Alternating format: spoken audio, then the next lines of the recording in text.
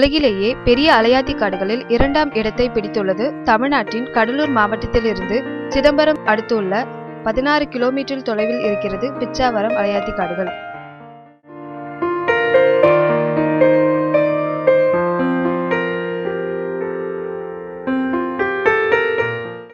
அலையாத்தி காடுகள் என்பது சதுப்பு நிலப்பரப்பில் வளரும் ஒருவித தாவரமாகும்.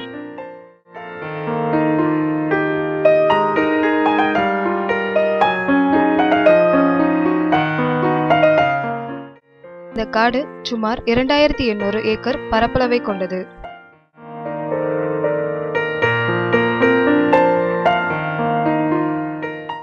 இங்குள்ள அலையாத்தி என்கிற சுருப்புன்னை மரத்தின் வேர்பகுதி நீர்மட்டத்திற்கு மேலே உயர்ந்து காணப்படுகிறது. இது நீரில் வாழும் ஒருவித தாவரமாகும்.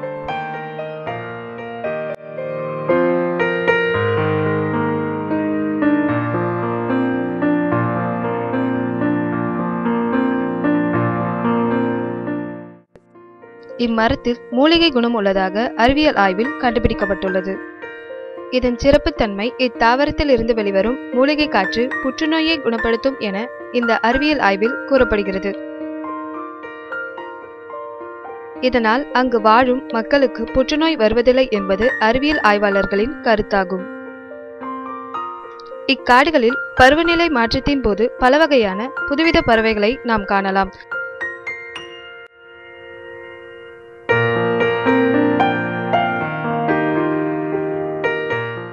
அதில் 177 வகை பறவைகள் இங்கு காணப்படுகிறது.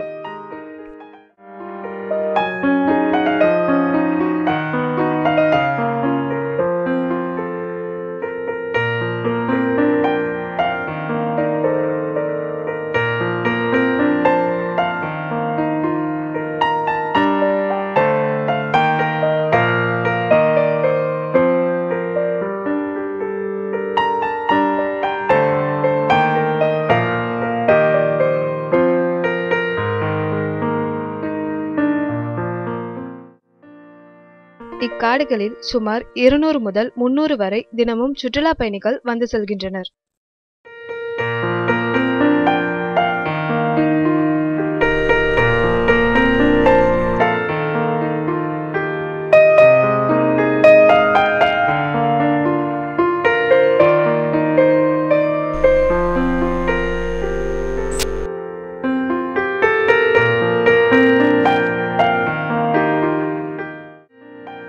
மேலும் வெளிநாட்டு சுற்றுலா பயணிகளும் சுமார் 30 முதல் 50 வரை தினசரி வந்து பார்வையிடுகின்றனர்.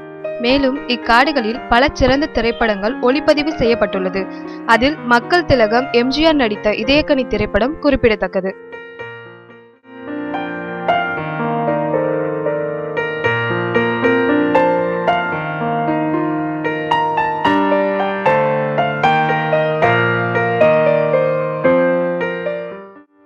இந்த அலையாத்தி காடுகளை ஒட்டிய எம்ஜிஆர் திட்டு என்னும் பகுதியில் ஏறத்தாழ 350 குடும்பங்களைச் சார்ந்த 800க்கும் மேற்பட்ட மக்கள் வாழ்ந்து வந்தனர். கடந்த 2004ஆம் ஆண்டு டிசம்பர் 26ஆம் நாளில் நடந்த ஒரு கோர சம்பவம் நம்மால் மறக்க முடியாத ஒன்று.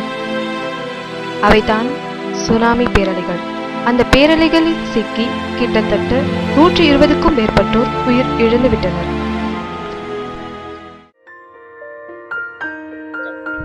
இந்த கோர சம்பவத்தில் சிக்கி உயிர் இழந்தவர்களின் ஆவி இந்த இடத்தில் சுற்றி திரிவதாக ஒரு அமானுஷ தகவல் பரவியுள்ளது. இதை அறிந்த பிற மக்கள் இவ்விடத்திலிருந்து வேறு இடம் நோக்கி இடம்பெயர்ந்தனர் என்பது குறிப்பிடத்தக்கது. தற்போது இந்த இடங்கள் வெற்றிடமாக காணப்படுகிறது. இது தொடர்பாக ஆங்கில நாளிதழான த ஹிந்து என்னும் நாளிதழில் வந்த செய்தி தெரிவிக்கிறது. இங்கு ஒரு புது உயிரியான ஜெல்லிமீன் என்று அழைக்கப்படும் ஒரு வகையான உயிரி அதிக அளவில் இந்த அலையாத்தி மரங்களில் காணப்படுகிறது. இந்த உயிரி ஜெல்லி போன்ற அமைப்பை கொண்டது. இது உண்ண ஏற்றத்தக்கது அல்ல. அதை அழுத்தினால் உடைந்து நீராக மாறிவிடும் தன்மை உடையது.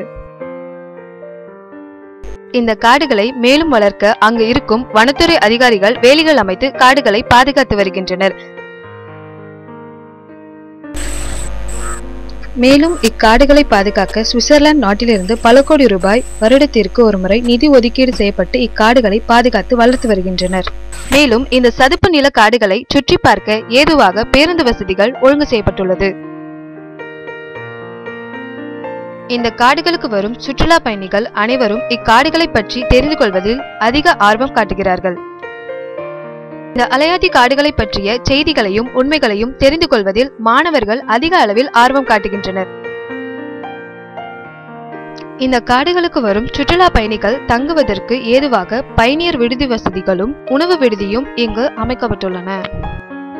இக்காடுகளை தமிழ்நாட்டில் வாழும் ஒவ்வொரு மனிதனும் கட்டாயம் பார்க்க வேண்டிய ஒரு இடம்தான் இந்த அழகான அலையாத்தி காடுகள்.